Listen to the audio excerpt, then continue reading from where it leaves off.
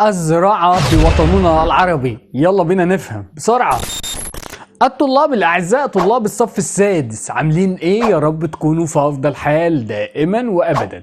بينا النهاردة نشرح الدرس الأول في الوحدة الثالثة اللي بعنوان الزراعة في وطننا العربي. يلا بينا نفهم، يلا بينا. أصحابي، أنا عندي سؤال مهم أوي، هي الزراعة مهمة؟ تقول لي على طول الزراعة مهمة جدا جدا جدا. طب ليه؟ تقول لي عشان الزراعة بتوفر لي غذاء الأكل اللي احنا بناكله. كمان في ناس كتيرة في الوطن العربي شغالين في حرفة الزراعة، يبقى الزراعة مهمة؟ مهمة. طيب هي الزراعة تنفع تكون موجودة في كل مكان وأي مكان في الوطن العربي؟ أنا عارف إن مساحة الوطن العربي 13 مليون كيلومتر مربع. هل ال 13 مليون كيلومتر مربع فيهم زراعة؟ على طول أقول لك لا، استنى كده. عشان يبقى في زراعة لازم أن يبقى في حاجة اسمها مقومات قيام الزراعة. يعني ايه مقومات يا مستر؟ اقول لك يا صاحبي، كلمة مقومات الزراعة يعني العوامل اللي بتساعد عشان يكون في زراعة. انا عشان ازرع محتاج تربة ومحتاج مية ومحتاج حد يشتغل، دي اسمها المقومات. مقومات ايه؟ مقومات قيام حرفة الزراعة. طب المقومات دي بتتقسم، اقول لك تعال نقسمهم نوعين من المقومات. اول مقومات بنسميها المقومات الطبيعية، والناحية التانية مقومات تانية اسمها مقومات بشرية. دي الحاجات اللي هتساعدني عشان يبقى في حرفة زراعة في الوطن العربي. طب تعال نقولهم كده على الوايت بورد دي. تعال. مقومات قيام الزراعة بتنقسم الى 2: مقومات طبيعية، والناحية التانية مقومات بشرية. طب المقومات الطبيعية دي بنقصد بيها ايه يا مستر؟ تقول لي يا حبيبي بقصد بيها الحاجات الطبيعية اللي الانسان ما تعبش فيها، ربنا وفرها له. ودي زي ايه؟ دي زي المناخ المتنوع، وزي التربة الخصبة، وزي موارد المية العذبة. دي مقومات طبيعية لو موجودة هيبقى في زراعة. طب الناحية التانية عندي مقومات اسمها مقومات ايه؟ مقومات بشرية. طب المقومات البشرية دي حاجات مين اللي هيعملها؟ الإنسان. طيب دول كم واحدة؟ أقول لك دول 4 وحايد.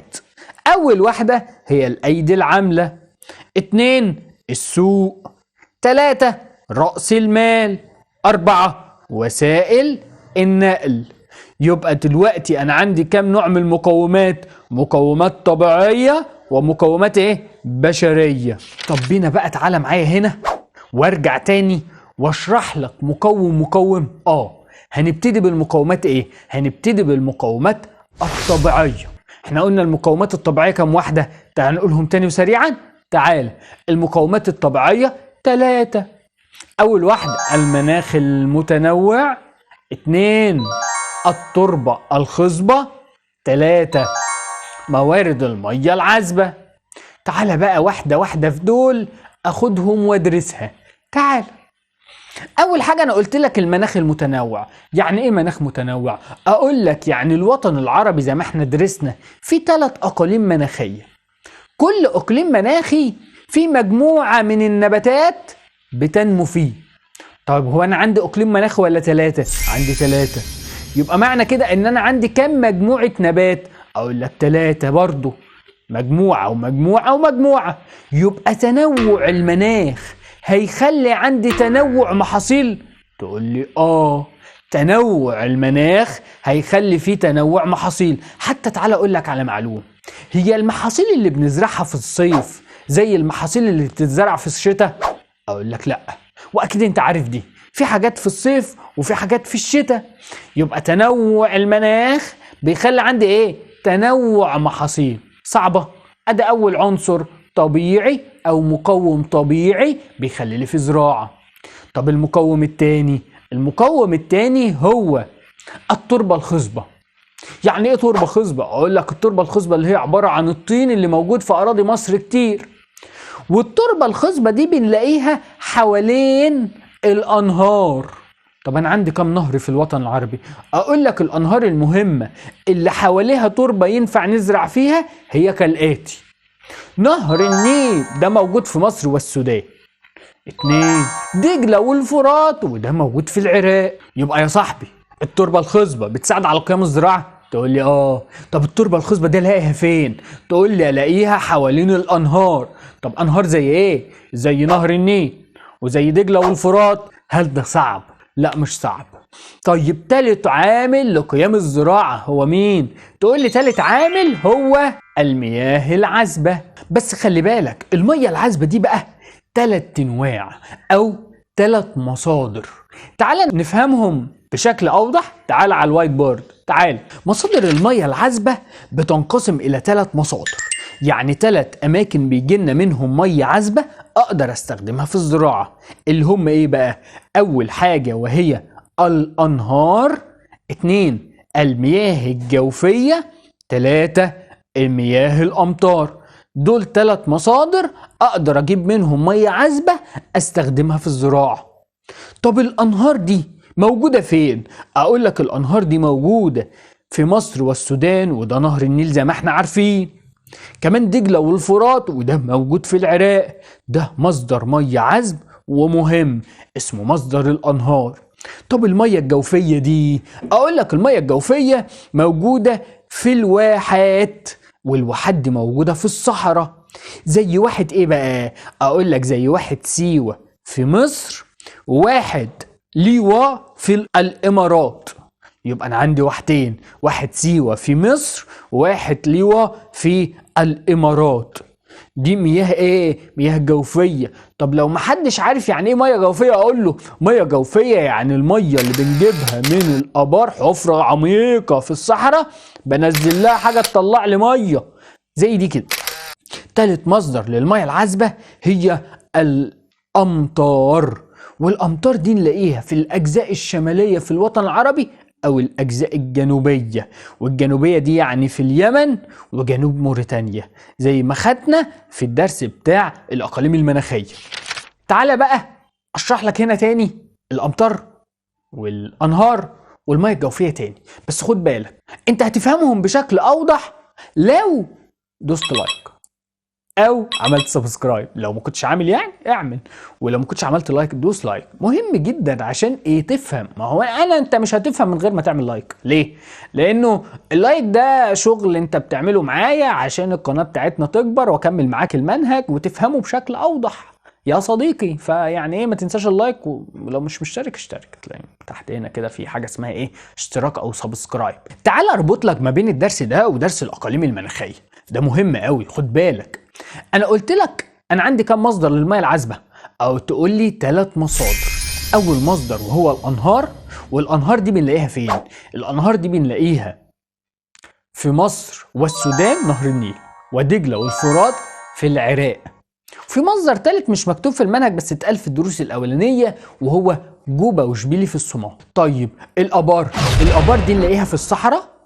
الابار والعيون دي نلاقيها فين؟ نلاقيها في الصحراء في مناطق اسمها الواحات، زي واحد سيوة في مصر، واحد ليوا في الامارات. طب الامطار اقول لك انا عندي نوعين من الامطار، امطار شتوية وامطار صيفية. في امطار في الشتاء وفي امطار في الصيف. الامطار اللي في الشتاء دي في اقليم البحر المتوسط شمال الوطن العربي، في الاجزاء اللي فوق اللي على البحر المتوسط، حتى بنسميها اقليم البحر المتوسط. طب والصيف، امطار الصيف دي نلاقيها في جنوب الوطن العربي، في جنوب موريتانيا واليمن والصومال والسودان. دي امطار بتسقط في فصل الصيف. يبقى يا صديقي ايه هي المقومات الطبيعية تاني؟ معلش بسرعة كده. المقومات الطبيعية قلناهم 3. اول مقوم وهو تنوع المناخ، هيخلي عندي تنوع محاصيل. 2 التربة الخصبة، ودي هتخلي في محاصيل كتير ودي موجودة حوالين الانهار. 3 حاجة مورد المياه العذبة، والمياه العذبة دي كم مورد؟ 3 اللي هم ايه يا صاحبي؟ تقول لي على طول يا صديقي ان هم 3 اللي هي الانهار والابار والعيون والامطار. وقلنا الامطار كم نوع؟ 2 أمطار شتوية في شمال الوطن العربي، وأمطار صيفية بتسقط في الصيف يعني في جنوب الوطن العربي. أنا كده أكون خلصت الايه بقى؟ العوامل الطبيعية. تعالوا بقى نعرف ايه هي المقومات البشرية. هو في الأول يعني ايه مقومات بشرية؟ قلت لك الحاجات اللي الإنسان بيعملها عشان الزراعة تنجح. طيب ايه هي المقومات البشرية بقى؟ تعال اقول لك. اول حاجة عشان يبقى في زراعة لازما في ايدي عاملة. 2 السوق. 3 رأس المال. 4 وسائل النقل. انا خدتهم من شوية وبقولهم لك تاني دلوقتي عشان تكون حافظهم. المقومات البشرية 4، قول معايا لازم تحفظهم. اقول لك اول حاجة الايدي العاملة، 2 السوق، 3 رأس المال، 4 وسائل النقل. تعالى بقى ناخدهم عنصر عنصر ونفهمه لوحده عشان يثبت في دماغنا. انا عايزك تفهم العناصر. اول عنصر قلنا ان هو الايدي العاملة. ايه هي الايدي العاملة؟ الايدي العاملة اللي هو الفلاح اللي شغال في الارض او الناس اللي بتشتغل في الارض. طب دول موجودين في الوطن العربي؟ اقول لك موجودين وكتير. ده مش بس موجودين، لا ده ايدي عاملة مدربة. يعني ايه؟ يعني ناس عارفة شغلانتها كويس، بتشتغل بشكل كويس. صعبة بس كده. ده اول عنصر اللي هو الايدي العاملة، متوفرة ومالها مدربة. متوفرة ومدربة. صعبة؟ مش صعب. تاني عنصر السوق. هو ايه علاقة السوق بالزراعة؟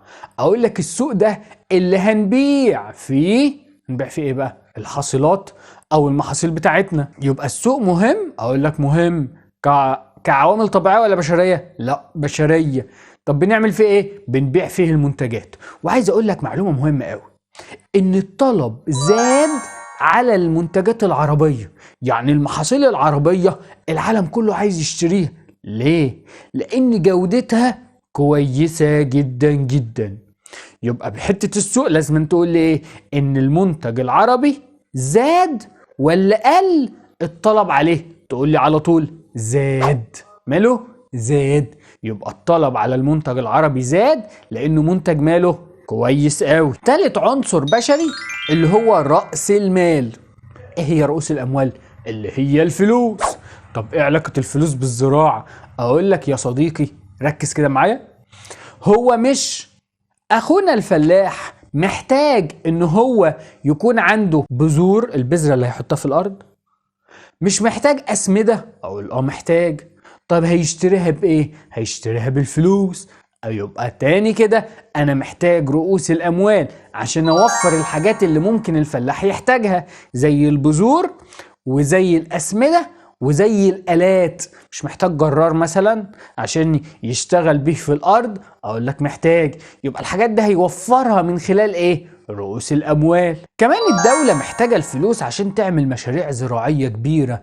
زي ايه مثلا؟ زي ان هي تبني سد، تعمل ترعة، تبطن الترعة دي. مشاريع بتعملها الدولة. يبقى رؤوس الاموال مهمة. على طول تقول لي كعنصر بشري ولا طبيعي؟ بشري. طب بنعمل بها ايه؟ تقول لي بعمل بيها، بشتري بها البذور والاسمدة والآلات اللي مين بيستخدمهم؟ الفلاح. طب والدولة محتاجة رؤوس الأموال عشان تعمل بها إيه؟ عشان تعمل بها مشاريع في الزراعة. طيب يا صديقي، أنا دلوقتي لو اتكلمت، أنا قلت لك كم عنصر دلوقتي؟ قلنا 3. العنصر الرابع بتاعهم هو وسائل النقل.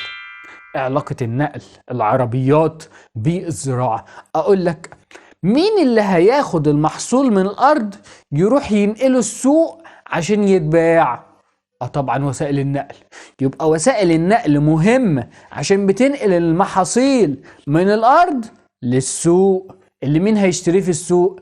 احنا. كمان أخونا الفلاح مش ممكن يكون عايز حاجات، يعني ايه؟ البذور والأسمدة هيجيبها منين؟ من المصنع. طب مين هينقلها له من المصنع لحد الأرض؟ وسائل النقل. يبقى وسائل النقل مهمة ولا مش مهمة؟ مهمة. أنا قلت لك من الأول الدراسات بتتفهم قبل ما تتحفظ. يبقى ركز معايا في كل عنصر عشان تفهمه كويس. وعشان تفهم لازم تعمل لايك. أنا قلت لك كده قبل كده. اعمل بقى عشان تفهم الجزء اللي جاي ده حلو لو ما كنتش عملت. يا صديقي العزيز، بينا تاني نقول ايه هي المقومات البشرية. تعال نقولها تاني في جمل سهلة بسيطة. انا عندي كم مكون بشري؟ 4. اول مكون هو الايدي العاملة. طب الايدي العاملة مالها؟ تقول لي مدربة وكتير، مدربة وشاطرة. تاني مكون بشري هو السوق. طب السوق ده بعمل فيه ايه؟ اقول لك السوق ده المكان اللي هنبيع فيه ايه؟ المحاصيل بتاعتنا. طب المحاصيل بتاعتنا زاد ولا قل الطلب عليها؟ تقول لي على طول زاد يا مستر، اصل المنتج بتاعي كويس قوي. يبقى ده تاني عنصر بشري او مكون بشري. تالت مكون بشري هو رؤوس الاموال. الفلوس ايه علاقتها بالزراعة؟ تقول لي اصل الفلوس دي الفلاح هيشتري بها بذور واسمدة والات. والدولة ممكن تعمل بالمشاريع بالفلوس مشاريع زراعية. يبقى الرؤوس الأموال مهمة. العنصر الرابع هو ايه؟ تقول لي هو وسائل النقل. ايه علاقة العربيات بالزراعة؟ تقول لي العربية دي هتجيب لي الفلاح البذور والأسمدة، وهي راجعة تاخد من عنده ايه؟ تاخد من عنده المحاصيل. يبقى لما اجي اسألك سؤال بما تفسر أهمية وسائل النقل، تقول لي نقل المحاصيل من الفلاح للمستهلك. 2 نقل ما يحتاجه الفلاح إليه. إليه دي يعني ايه؟ يعني اجيبها من المصنع اوديها لمين؟ للفلاح. يبقى صعبة؟ مش صعبة يا صديقي. طب هي ايه اهم المحاصيل اللي ممكن نزرعها في الوطن العربي؟ يعني في نوع من المحاصيل منتشر في الوطن العربي؟ اقول لك طبعا في محاصيل مهمة الوطن العربي بيزرعها بشكل كبير وكتير. طب ايه هي المحاصيل دي؟ في الاول كده تعال نقسم المحاصيل مجموعات. ايه هي المجموعات؟ اقول لك اول مجموعة هي المحاصيل الغذائية. تاني مجموعة هي المحاصيل السكرية. تالت مجموعة هي المحاصيل الالياف. رابع مجموعة تمور. خامس مجموعة الفاكهة. يبقى انا كده قسمت المحاصيل اللي في الوطن العربي الى 5 مجموعات. تعال ناخدهم مجموعة مجموعة واقول لك جواها ايه. تعال بس قولهم معايا تاني الاول. احنا قسمنا المحاصيل كام نوع؟ 5. اول حاجة محاصيل غذائية، 2 محاصيل سكرية، 3 محاصيل الياف، 4 التمور، 5 الفاكهة. في الاول كده تعال اقول لك يعني ايه محاصيل غذائية.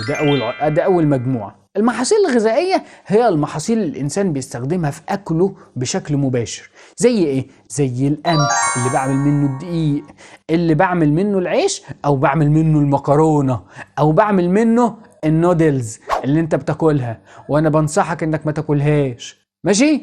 طيب تاني حاجة يبقى المحاصيل الغذائية دي اللي بستخدمها في إيه؟ في الأكل على طول.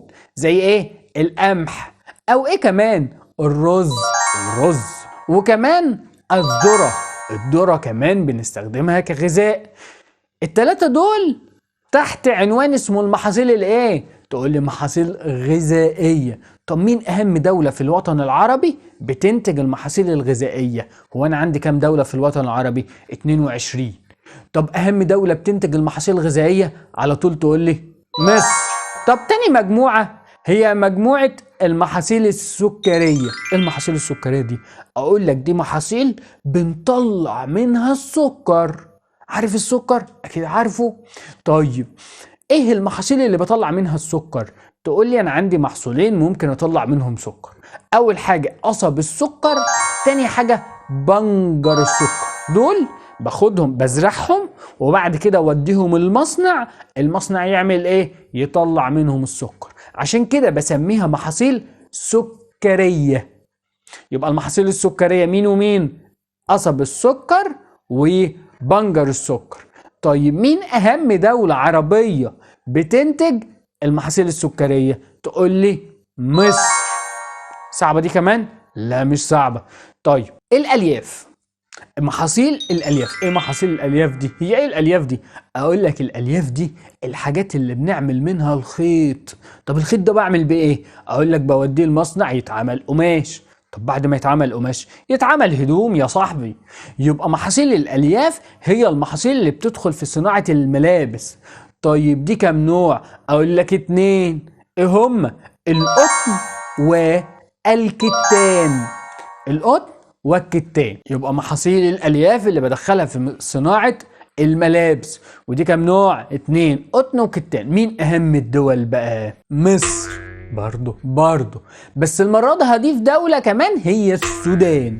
يبقى انا عندي دولتين مهمين بينتجوا الالياف، وهي مين؟ مصر والسودان. السودان دي تقع فين؟ جنوب مصر. انت شاطر. بعد كده محاصيل التمور. التمور دي اللي هي البلح بكل انواعه، واحنا عارفين البلح انواع كتير قوي. طب مين اهم دولة بتنتج تمور؟ مصر. يا مستر ما عندناش غير، اقول لك مصر دولة مهمة جدا زراعية بتنتج محاصيل كتير قوي.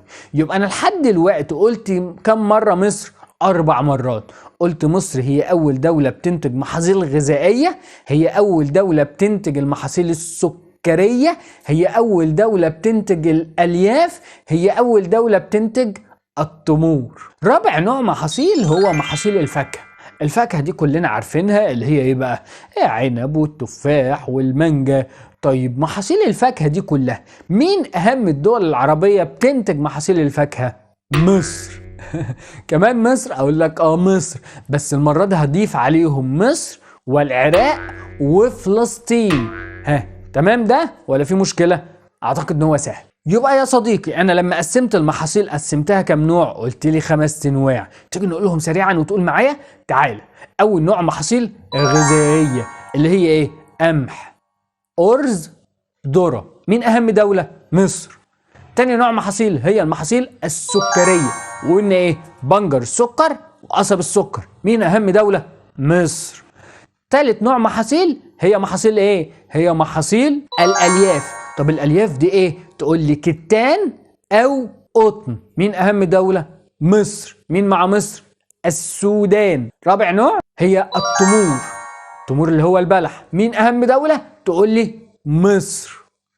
طيب الفاكهة، تقول لي الفاكهة دي ممكن تكون ايه؟ ممكن يكون عنب، ممكن يكون تين، ممكن يكون مانجا، ممكن يكون موز. طب مين اهم الدول؟ تقول لي مصر والعراق وفلسطين. دي اهم الدول. كده انا قلت لك المقومات الطبيعية، وقلت كمان المقومات البشرية، وكمان قلت اهم المحاصيل.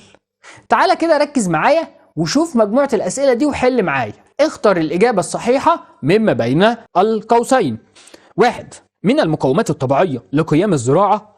رأس المال ولا النقل ولا المياه ولا الأيدي العاملة؟ احنا قلنا مقومات ايه؟ طبيعية، يبقى هي ايه؟ هي المياه العذبة. 2. من المحاصيل الغذائية، غذائية يعني هاكلها، البنجر، القطن، التمور ولا القمح؟ بص انا هاكلها بشكل مباشر يبقى القمح، انما البنجر ده لسه هيروح صناعة يتعمل منه سكر، والقطن ده انا مش هاكله خالص، والتمور تصنف مع الفاكهة وبتدخل في بعض الصناعات. 3. تعتمد الزراعة في الأجزاء الشمالية على مياه، الأجزاء الشمالية في الوطن العربي قلناها، ركز معايا، على الأنهار ولا الجوفية ولا الأمطار ولا التحلية؟ تقول لي الأجزاء الشمالية بتعتمد على مياه الأمطار. وكمان تفكر معايا كده، أمطار صيفية ولا شتوية؟ تقول لي الأجزاء الشمالية هي أمطار شتوية، إنما الأجزاء الجنوبية هي أمطار صيفية. أنت شاطر جدا. رقم 4. يتركز إنتاج الألياف في دولة السعودية، المغرب، ليبيا، مصر. الألياف الألياف مصر على طول، ومعاها السودان. طيب رقم 5. تعتمد الزراعة في الواحات على مياه. الواحات اللي هي في الصحراء بتعتمد على ايه؟ بتعتمد على البحار ولا الآبار ولا المحيطات ولا الأنهار؟ الواحات بتعتمد على الآبار طبعا. الآبار المية اللي بتيجي من باطن الأرض. اعتقد انك جاوبت صح، وانت كده متميز يا صديقي. انا عايز اقول لك معلومة مهمة قوي يا صديقي، وهي ايه؟ هي ان انا بسيب لك واجب في صندوق الوصف تحت، في لينك كده هتتك عليه هينقلك على صفحة فيها واجب، عشان نطمن مع بعض انك فهمت الدرس كويس خالص. وبعد ما تجاوب على الاسئلة دي تقدر تبعت لي شوت سكرين بالدرجة بتاعتك على صفحتنا على الفيسبوك. انا مبسوط قوي لما اشوف اصحابي كلهم جايبين 10 من 10 ودرجات حلوة جدا. يلا نكمل. يا صديقي، هو الزراعة مهمة في الوطن العربي؟ تقول لي طبعا مهمة جدا كمان، بس انا عايز ادلة علمية. يعني هي الزراعة بتعمل لي ايه في الوطن العربي عشان اقول عليها حاجة مهمة قوي؟ مش مهمة بس، مهمة قوي. ايه هي؟ اول حاجه بتوفر لي المنتجات الغذائيه لسكان الوطن العربي. يعني الاكل اللي احنا بناكله مين موفره؟ اكيد الزراعه. يبقى يا شباب الزراعه اهم دور ليها، والدور الاول ليها هو توفير الغذاء لسكان الوطن العربي. 2. توفير بعض المواد الخام للصناعه. يعني ايه الكلام ده؟ فاكر محاصيل الالياف بتعمل لي القطن؟ القطن ده بوديه المصانع تعمل منه قماش، ومصانع تانية تعمل منه هدوم، وناس تشتغل. يبقى دلوقتي مش الزراعة وفرت لي مادة خام بتدخل في الصناعة؟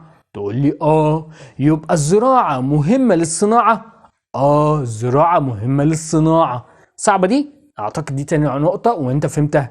طب تالت نقطة، مصدر للدخل القومي في بعض الدول. يعني في بعض الدول الزراعة بالنسبة لها مهمة جدا، بتوفر لها فلوس تصرف بيها على سكانها، يبقى مصدر للدخل القومي في بعض الدول. رقم 4، توفير فرص عمل كتير جدا، بتوفر 15% من القوى العاملة. يعني ايه الكلام ده؟ يعني اقول لك هو مش في ناس كتير شغالة في الزراعة؟ تقول لي انا عارف كده. اقول لك ما هي الناس دي لاقيه فرصة عمل، وكمان بتوفر فرص عمل لناس تانية في حاجات تانية. زي مش انا وفرت مادة خام، المادة الخام دي راحت مصنع، يبقى المصنع ده شغال على حس مين؟ على حس الزراعة. يبقى تاني، ما أهمية الزراعة؟ ده سؤال مهم قوي. بما تفسر للزراعة أهمية كبرى، تكون الإجابة أول حاجة بتوفر لي غذاء السكان. 2. توفر مادة خام لبعض الصناعات. 3. مصدر دخل قومي لبعض الدول. 4. توفير فرص عمل للشباب بنسبة قد ايه؟ 15% من نسبة القوى العاملة. يبقى انا عرفت دلوقتي الزراعة مهمة ليه؟ على طول لازم تجاوب بما تفسر أهمية الزراعة، تقوم قايل لي الأربع نقط دول، ومهمين وهم سهلين وانت شاطر وحفظتهم دلوقتي. عيد عليهم تاني، ارجع كده بالفيديو وبص فيهم كويس قوي، لان ده سؤال مهم جدا جدا جدا. طب الزراعة مهمة، هل في مشكلات بتواجهها؟ يعني فيش مشكلات بتواجه الزراعة وتخلي الزراعة ما تعملش دورها كويس؟ اقول لك في بعض المشكلات بتواجه الزراعة. زي ايه مثلا؟ اقول لك اول مشكلة اسمها ندرة المياه العذبة. انا ما عنديش مية، او المية اللي عندي في الوطن العربي قليلة، ما بتكفيش الزراعة اللي انا عايزها. انا عايز ازرع كتير، بس ايه اللي معطلني؟ ان المية مش كتير. دي اسمها ايه بقى؟ اسمها ندرة المية العذبة. طب 2، تذبذب كمية المطر. ايه تذبذب؟ ايه تذبذب دي؟ اقول لك تذبذب يعني اختلاف كميات المطر. مش انا قلت في مناطق بتعتمد على مياه الامطار؟ قلنا في شمال الوطن العربي في الشتاء، وفي جنوب الوطن العربي في الصيف. ايوه انا عارف المعلومه دي. اقول لك بقى كميه المطر دي مختلفه من سنه لسنه، يعني سنه كتير وسنه قليله. طب السنه القليله معنى كده ان انا هزرع اراضي قليله، فمش هنلاقي غذاء. يبقى دي مشكله ولا مش مشكله؟ دي تاني مشكله. طب تالت مشكله، التصحر. تصحر؟ انا خدت كلمه تصحر دي قبل كده. يا صديق خدناها. كلمة تصحر معناها تناقص قدرة الأرض الإنتاجية. يعني إيه تناقص قدرة الأرض الإنتاجية؟ يعني التربة ما عادتش كويسة، فما عادتش بتطلع محاصيل كتير زي زمان. يبقى أزمة ولا مش أزمة؟ أزمة طبعا. 4، زحف الكثبان الرملية. ايه زحف الكثبان الرملية دي؟ اقول لك يعني الرمل بتاع الصحراء بيجي على الارض الزراعية. طب لما يجي ايه المشكلة؟ اقول لك بيبوظ الارض. الرمل ده مالح، الارض بتاعتنا لازم أن تكون خصبة. لما الرمل يجي على الارض الزراعية تبوظ. دي اسمها ايه بقى؟ زحف الكثبان الرملية. اخر مشكلة هي الجفاف. يعني ايه جفاف؟ اقول لك الوطن العربي نسبة الامطار والمية فيه قليلة جدا. الجفاف ده هو عدم توافر المية، فبالتالي مش هزرع أراضي. انت لو ركزت معايا كده هتلاقي انه كل المشكلات اللي احنا قلناها دلوقتي قلناها في الدرس الأخير في الوحدة التانية، اللي هو درس المشكلات البيئية في وطننا العربي. طيب لو ما كنتش اتفرجت عليه وعايز تتفرج عليه، هتلاقيه فين بقى؟ هتلاقي في لينك برضه في صندوق الوصف اسمه كل دروس الصف السادس. لو دخلت على اللينك ده هتلاقي كل الفيديوهات بتاعت سنة 6 انا شارحها بالترتيب، تلاقيها تتفرج عليه كده. تاني كده يا صديقي، تعال نقول المشكلات في نقط سريعة. أول مشكلة بتواجه الزراعة في الوطن العربي ندرة المية العذبة. تاني مشكلة بتواجه الزراعة هي تذبذب كمية المطر، وقلنا كلمة تذبذب يعني اختلاف كميات المطر. 3 التصحر. 4 زحف الكثبان الرملية، يعني الرمل بيجي على الأرض الزراعية. 5 الجفاف. اهي دي كلها اسمها ايه بقى؟ اسمها مشكلات التي تواجه الزراعة في الوطن العربي. يبقى لو جالي سؤال وقال لي دلل الزراعة في الوطن العربي تواجه مشكلات، ارسلوا ال5 دول، ركز فيهم واحفظهم كويس، احفظ على الاقل 4. لو ما حفظتهمش كويس ارجع تاني واتفرج عليهم عشان يركزوا في دماغك. طب هل الدول العربية كحكومات، الدولة يعني الدول، لما شافت المشكلات دي ما عملتش حلول؟ اقول لك طبعا الدول العربية عايزة تحل المشكلات بتاعة الزراعة، المشكلات اللي بتواجه الزراعة دي عشان الزراعة بتاعتها تكتر. طب الدول العربية بتعمل ايه عشان تحل المشكلات دي؟ اقول لك تعال، بتبني السدود وتحل مية البحر. يعني ايه؟ اقول لك لما الامطار بتنزل تقوم عاملة بنية سد عشان تخزن وراه المية الكتير بتاعة المطر عشان استخدمها في السنة اللي ما فيهاش مية كتير. كمان حل مية البحر. انا قلت لك يعني ايه تحلية مية البحر؟ يعني اجيب مية البحر اطلع منها الملح، تبقى المية دي عذبة اقدر اشربها واقدر ازرع بيها. 2 معالجة مياه الصرف الصحي. يعني ايه معالجة مية الصرف الصحي؟ اقول لك المية اللي مش نظيفة بنوديها محطات تخليها نظيفة، وبالتالي اقدر استخدمها في ايه؟ في الزراعة. 3 استصلاح الأراضي الصحراوية. يعني ايه استصلاح الأراضي الصحراوية دي؟ أقول لك الأراضي الصحراوية ما ينفعش أزرع فيها، الدولة تروح مصر مثلا بلدنا العزيزة، تروح تبص كده في الصحراء تلاقي المنطقة دي ينفع أزرع فيها بس التربة مش حلوة، فتبدأ تعمل ايه؟ تحسن التربة وتجيب مهندسين زراعيين يعالجوا التربة عشان تبدأ نزرع فيها. يبقى دي اسمها ايه؟ اسمها استصلاح الارض الزراعية. يعني بدل ما هي ما بتزرعش تزرع. طب مين يعمل كده؟ اقول لك الدولة بتستعين بمين بقى؟ بالخبراء في الزراعة. كمان الدول بتشجع على استخدام الاسمدة العضوية مش الاسمدة الكيميائية. الفرق اقول لك الاسمدة العضوية دي سماد طبيعي من الطبيعة بنجيبه نحطه في الارض الزراعية، لو حطيته للمحاصيل المحاصيل تكتر وتجيب انتاج كتير. الاسمدة العضوية دي احسن ولا الكيميائية؟ اقول لك العضوية. ليه؟ لانها ما بتضرش بالبيئة وكمان بتطلع منتج كتير. كمان استنباط انواع بذور جديدة تعطي انتاج كتير. ايه الكلام ده؟ اقول لك في ناس اسمهم مهندسين زراعيين، ركز معايا. ايه المهندسين الزراعيين دول؟ بيجيبوا البذرة يعالجوها ويحسنوها. طبعا ده ازاي؟ علم كده زي الدكاترة. يعملوا ايه؟ يغيروا التركيب الجيني. يعني ايه التركيب الجيني ده؟ اقول لك يا صديقي دي علوم لها علاقة بالزراعة. بيعملوا ايه؟ يخلوا البذرة دي بدل ما بتجيب انتاج قليل تبدأ تجيب انتاج كتير. يبقى ده اسمه ايه؟ استنباط انواع جديدة من البذور تعطي انتاج كثير. كمان الدول بتعمل على تدريب العاملين في الزراعة. ليه بقى بتدربهم؟ ليه؟ اقول لك بتدرب العاملين في الزراعة عشان يعملوا على الطرق الحديثة. تاني كده يا صديقي، دور الدول العربية في حل المشكلات بتاعة الزراعة. نقول اول حاجة الدول العربية بتعمل ايه؟ انا عندي مشكلة مية، على طول الدول العربية تحل مشكلة المية ازاي؟ انشاء السدود والخزانات وتحلية مية البحر. 2 معالجة مية الصرف الصحي، يعني المية الوحشة خلاها مية حلوة. 3 استصلاح الأراضي الصحراوية، الأراضي اللي ما بتتزرعش أبدأ أزرعها. 4 استخدام الأسمدة العضوية بدل الكيميائية. استنباط أنواع بذور جديدة. آخر حاجة تدريب العاملين في الزراعة على الأساليب العلمية الحديثة عشان المحاصيل تكتر ويشتغلوا من غير تعب. طيب هي الدول العربية بتعمل الكلام ده ليه؟ أقول لك عشان تحل مشكلات الزراعة. طيب هي الدول العربية بتحل مشكلات الزراعة ليه؟ أقول لك عشان توفر لنا غذائنا. تقول لي فعلا. يبقى الدول العربية بتضع الحلول دي كلها عشان توفر لي حاجة اسمها مصطلح كده اسمه الأمن الغذائي. يعني ايه أمن غذائي؟ مش الأمن ده بتاع الشرطة. أقول لك الأمن الغذائي معناه إن الدول توفر لي غذائي. أصل الغذاء ده أمن قومي، ما أنا لو مش لاقي غذائي فانا بفتقد اهم عنصر من عناصر الامن. هل ده صعب؟ يبقى تاني الدول العربية بتحل مشكلات الزراعة عشان تعمل ايه؟ توفير الامن الغذائي القومي، كمان عشان تحافظ على موارد الطبيعة. ما هي لما الدول تبني سدود وخزانات بتوفر لي مية، يبقى هي حافظت على مورد اسمه مورد ايه؟ المية. لما الدول تشجع على استخدام الأسمدة العضوية فأنا بحافظ على التربة. طب تعالى أقول لك على أمثلة لدول مهمة جدا بتعمل أو شغالة كويس قوي في مجال الزراعة. تعالى أديك مثال، مصر والسعودية. مصر والسعودية دولتين بدأوا يعملوا حاجة مهمة قوي. إيه هي؟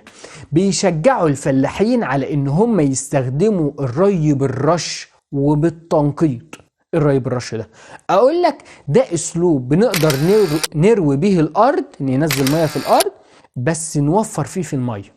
يعني بدل ما بستخدم اساليب بتجيب ميه كتير على الفاضي، اقول لك الاساليب الحديثه بتوفر لي في الميه. مين عمل كده؟ مصر والسعوديه بتشجع على استخدام اساليب الري بايه؟ بالرش. طب ده ليه؟ عشان اوفر المياه. كمان مصر والامارات وفلسطين، تاني كده مصر امارات فلسطين بيستخدموا اسلوب اسمه الزراعه بدون تربه. ايه زراعه بدون تربه؟ اقول لك هو الزراعه اللي بدون تربه دي؟ اقول لك ده نوع من الزراعه بيبقى من غير تربه. طب ده ايه ميزته يعني؟ اقول لك ميزته ان هو بيوفر لي 80% من الميه اللي بتستهلك. يبقى انا كسبت. اقول لك وفرت ميه، اصلا انا عندي مشكله ميه، فلما استخدم اسلوب اسمه الري او الزراعه بدون تربه بوفر ميه كتير، بتوصل لكام؟ ل 80% من الميه. طب دي بتنفع في كل المحاصيل؟ اقول لك لا، هي تنفع كويس في الخضروات. يبقى انا لو لخصت لك نقطه الزراعه بدون تربه اقول لك دي زراعه مهمه جدا. تعال اقولها لك تاني، الزراعه بدون تربه ايه فايدتها وايه اهميتها؟ تقول لي بقدر ازرعها من غير تربه. يعني انا لو عندي فقر تربه او عندي تصحر او عندي المشكلات دي كلها اقدر ازرع من غير تربه. يبقى اول اهميه او اول فايده للزراعه بدون تربه ان انا ممكن ازرع من غير تربه. تاني حاجه انا قلت لك بتوفر كام في المية من المية؟ 80% من المية. كمان في الوقت اللي انا بزرع فيه ممكن اربي في حوض المية اللي بزرع فيه سمك. الله، كمان اقول لك يبقى انا زرعت وكمان ربيت سمك، يبقى دي فايدة تالتة. يمكن تربية الاسماك. 4، السمك ده مش ليه مخلفات، ليه بواقي. دي بقى ممكن استخدمها ايه؟ استخدمها كايه؟ كأسمدة. هل دي صعبة؟ يبقى المية الزراعة بدون تربة مهمة في ايه؟ انا بزرع من غير تربة. تاني حاجة بوفر مية. تالت حاجة ممكن اربي سمك، ومخلفات السمك ممكن تكون سماد. كمان يا صديقي في حاجة اسمها الزراعة الرقمية. الزراعة الرقمية دي مش لها علاقة بالكمبيوتر والكلام ده. اقول لك التكنولوجيا عموما. في زراعة دلوقتي لها علاقة بالتكنولوجيا. ازاي؟ اقول لك بيستخدموا اساليب حديثة عشان يتتبعوا المحاصيل، يحطوا اجهزة استشعار والذكاء الاصطناعي عشان يشوفوا النبات ده محتاج مية امتى ومحتاج كمية مية قد ايه، الخضار ده هينضج بعد قد ايه. ده اسمه ايه؟ الزراعة بالذكاء الاصطناعي او الزراعة الرقمية. بستخدم فيها استشعار عن بعد والتكنولوجيا الحديثة، وده بيخليني اوفر في كل الموارد بتاعتي. كمان الدول العربية قررت ان هي تعمل حاجة اسمها المنظمة العربية للزراعة. دي منظمة كبيرة بتجمع كل الدول العربية، تم انشائها يوم 27 سبتمبر 1972. كام؟ 27 سبتمبر. فعشان كده المنظمة العربية للتنمية الزراعية دي بتعتبر يوم 27 سبتمبر هو عيد الزراعة في الوطن العربي. يبقى عيد الزراعة في الوطن العربي يوم ايه؟ تقول لي 27 سبتمبر.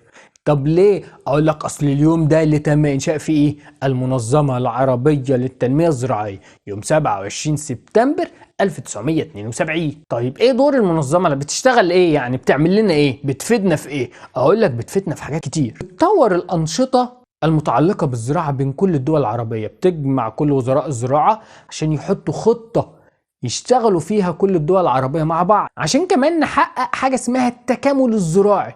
تكامل زراعي؟ التكامل الزراعي.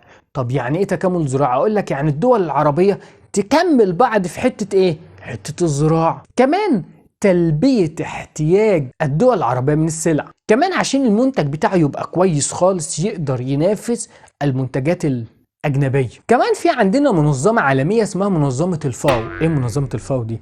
اقول لك دي منظمة تابعة للأمم المتحدة بتهتم بالزراعة. تاني، المنظمة العالمية للزراعة اسمها ايه؟ الفاو. طب الفاو دي اعتبرت ان واحة العين وليوة في الامارات تراث زراعي، يعني منطقة مهمة جدا. وكمان اعتبرت ان واحة سيوة في مصر هي كمان ايه؟ تراث زراعي. يبقى تاني، منظمة الفاو اعتبرت ايه؟ واحة العين وواحة ليوة تراث زراعي. كمان واحة سيوة مالها قول لي معايا، هي تراث زراعي برضو. انا كده يا صديقي وصلت لنهاية الدرس، اتمنى انك تكون فهمته. ما تنساش ان في اسئلة تحت تقدر تحلها، وكمان تبعت لي الدرجة على صفحتنا على الفيسبوك. اولياء الامور وطلاب الصف السادس دائما وابدا في سلام، الى اللقاء في درس جديد. سلام.